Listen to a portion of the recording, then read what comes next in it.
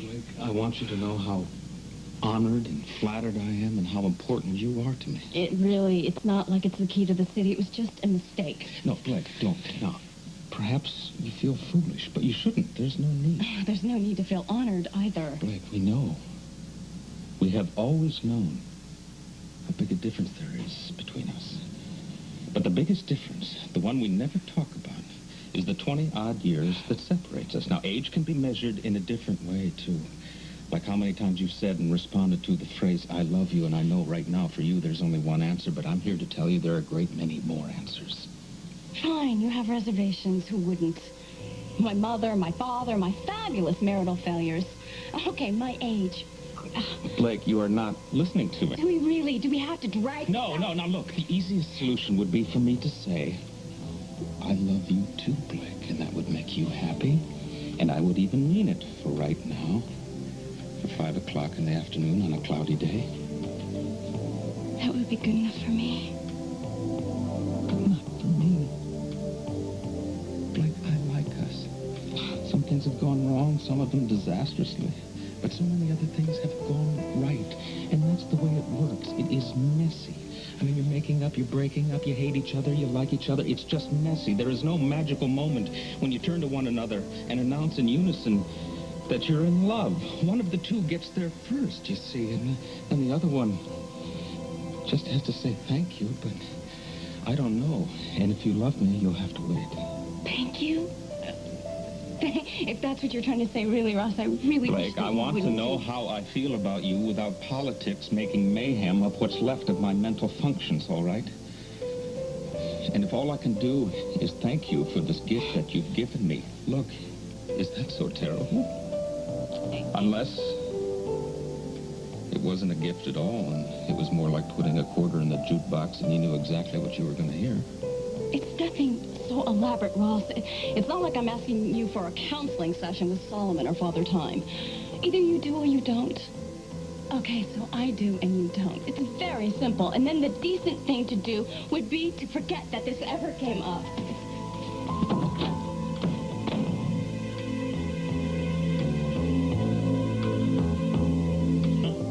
Yes, of course I do. Come on in. Great. I checked the racket club, but they told me the squash king was at work today. Yeah, right. These days I always am. Good to see you. Sit down. Thanks a whole bunch. I've,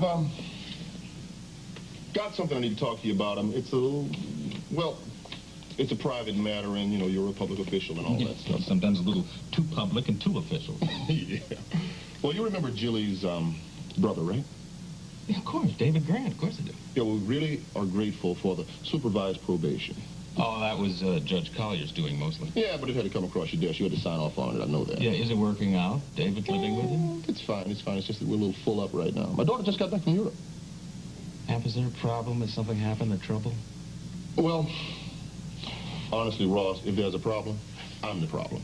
I mean, I'm not cutting this guy any slack, and I'm not very proud of that. But I do have my wife and now my little girl to think of, you know? I know this kid's got a record. This thing this summer, well, it wasn't his first offense. But just what it's a record of, I don't know. If I did, then I'd do better at knowing what to worry about, what not to worry about. I wouldn't overreact so much. We could all breathe a little easier, you know? Well, doesn't Gilly have this information? Yeah, but she's not volunteering any of it. I think her brother is sort of a sensitive issue that I'm supposed to sit back and wait to be told about. And that's kind of what rattles me.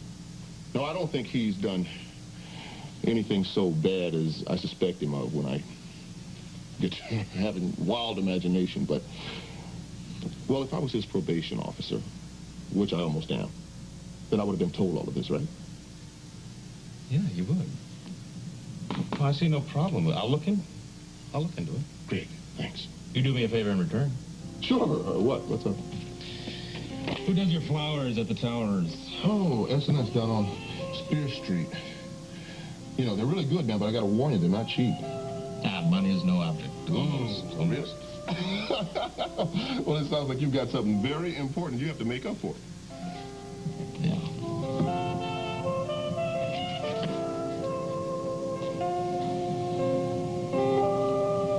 Wow, do I have the right house? Ed sure must pick up his share of babes in this house. Oh, Daddy, it's gorgeous. latches. This is a wonderful present. Thank you.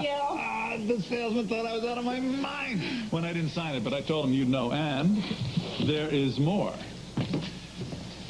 This particular car comes with its very own parking space here, from which you will be whisked via high-speed elevator to your very own new office high atop Thorpe Towers, right next to mine. Oh, Daddy. You do always think of me first, don't you? Oh. You have to ask? What about Hart? Wow. Made it pretty clear he's not interested. Just you and me, kid. The world will not have seen a father-daughter act like ours since Henry VIII and Little Bess, his virgin queen. Well, I doubt she was either. It's not a requirement. Honey, there's nobody on this earth that I love like I love you. Nobody else that I know I can trust. Always.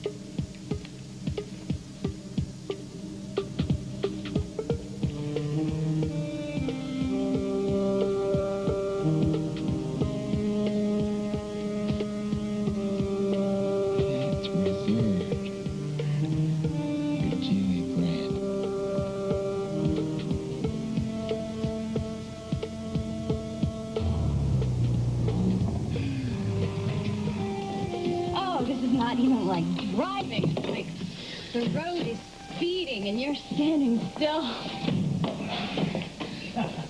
The road is speeding and I am standing still, officer. Very good. I doubt the state police will see it the same way next time. I love the way that radar cop looked at you, the way everybody looks at you. Oh, and how's that? Oh, with respect. I don't get that from people. You will. And listen, if you ever get stopped again, it might not hurt to drop our friend Senator Flynn's name. Speaking of Senator Flynn, I am going to need some help getting to the bottom of this escort servicing or whatever Ross is hiring. I'm getting no cooperation anywhere else. I don't think that would be a problem. Hey, look at that. Dr. Ed is getting kind of extravagant in his old age, isn't he? Oh, I guess nobody's home still. Chrissy, it's for you.